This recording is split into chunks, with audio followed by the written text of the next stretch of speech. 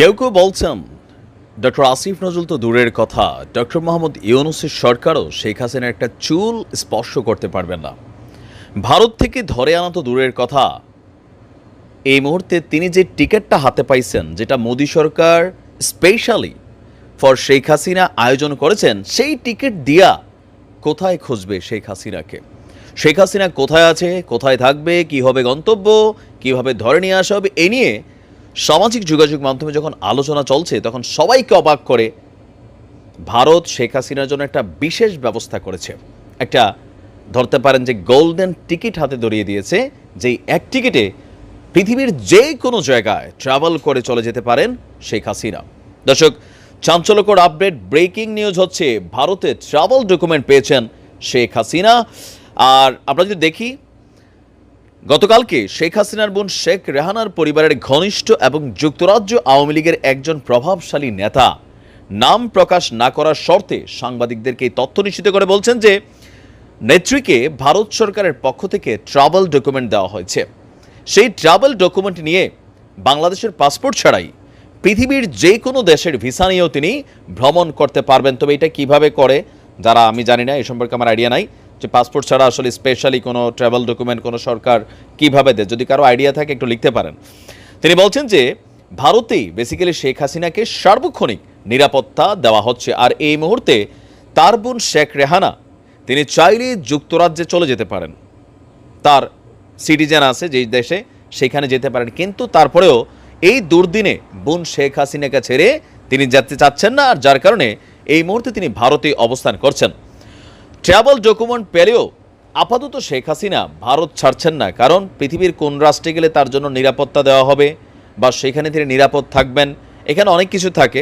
আপনার যেহেতু একটা নেগেটিভ অবস্থানে তিনি বাংলাদেশ ছেড়ে গেছেন, পালিয়েছেন, স্বাভাবিকভাবেই পৃথিবীর যে কোনো জায়গায় তার উপরে বড় একটা হামলা হইতে পারে, একটা যে কোনো ঘটনা ঘটতে পারে, সেগুলোকে মাথায় রেখে তিনি আপনার এই মুহূর্তে ভারতেই অবস্থান করার পরিকল্পনা করেছেন। তবে তার হাতে সেই গোল্ডেন টিকিটটা আছে। সাধারণত কোনো দেশে আশ্রয় প্রার্থীদের সেই দেশের ট্রাভেল ডকুমেন্ট দেওয়া হয়। তো কেউ কেউ বলছেন যে এই মুহূর্তে কি তাহলে ভারতে শেখ হাসিনা রাজনৈতিক আশ্রয় নিয়েছেন? তো বলা হচ্ছে যে বিষয়টা এমন না। যেই নেতা এই তথ্য দিয়েছেন, দৈনিক আমাদের যদি দেখি কালের কণ্ঠে এই নিউজটা আসছে, বলা হচ্ছে যে শেখ হাসিনার গুরুত্ব বিবেচনায়, তার ইম্পর্টেন্স বিবেচনা করে ভারত এই বিশেষ আয়োজন করেছে। আর এই সিদ্ধান্তটা যখন নেওয়া হয়েছে, সর্বদলীয় একটা বৈঠক হয়েছিল গেল কয়েকদিন আগে। আমি বলেছিলাম যে কিভাবে শেখ হাসিনাকে বাংলাদেশের রাজনীতিতে পুনর্বাসন করা যায়, মানে এখন না, আগামী 2-3 বছর ডক্টর ইউনূস সরকার থাকবে, ভারত এটা মনে করছে। এরপরে ভারত মনে করছে যে ইউনূস সরকারের পরে বিএনপি নির্বাচনে আসবে, মানে ক্ষমতায় আসবে। এরপরে শেখ হাসিনাকে কিভাবে বাংলাদেশে রাজনীতিতে আনা যায়, পাঠানো যায়। তবে এই যে প্রসেসটা যেটা বলা হচ্ছে, এটা কিন্তু অলরেডি 8-10 বছরের প্ল্যান। সেই পর্যন্ত তিনি যদি বাইচা থাকেন, তখন তিনারও বয়স হয়ে যাবে 90। আমি জানি না তখন আর তিনার এই দিনটার জন্য কোনো প্রয়োজন হবে কিনা। তো শেখ হাসিনাকে ভারত ট্রাভেল ডকুমেন্ট ইস্যু করা হয়েছে কিনা সেই বিষয়ে এখনও সরকারের কাছে কোনো তথ্য নেই। তবে ভারতের পররাষ্ট্র দপ্তরের একজন শীর্ষ কর্মকর্তা বলছেন যে আমাদের মন্ত্রণালয়ের পরবর্তী ব্রিফিংয়ের জন্য অপেক্ষা করুন, সেইখানে প্রশ্ন করে দেখুন মুখপাত্র কি বলে। তবে ভারতের সাবেক এক শীর্ষ কূটনীতিবিদ তিনি বলছেন, ভারত যদি শেখ হাসিনাকে ট্রাভেল ডকুমেন্ট দিয়েই থাকে, আমি তাতে এতটুকুই অবাক হব না, কারণ এই পরিস্থিতিতে এটাই সবচেয়ে স্বাভাবিক এবং প্রত্যাশিত পদক্ষেপ। ভারতে ম্যাকলিওডগঞ্জ সহ বিভিন্ন জায়গায় যে কয়েক লাখ তিব্বতী শরণার্থী থাকেন, তারাও কিন্তু বেশিরভাগ ভারতের পাসপোর্টধারী নন, বরং এই ধরনের ট্রাভেল ডকুমেন্ট, সংক্ষেপে যেটাকে বলা হয়ে থাকে টিডি, এটা নিয়ে তারা পৃথিবীর বিভিন্ন দেশেও সফর করে থাকেন, যেটাতে শেখ হাসিনাও আপনার এটা পাবে।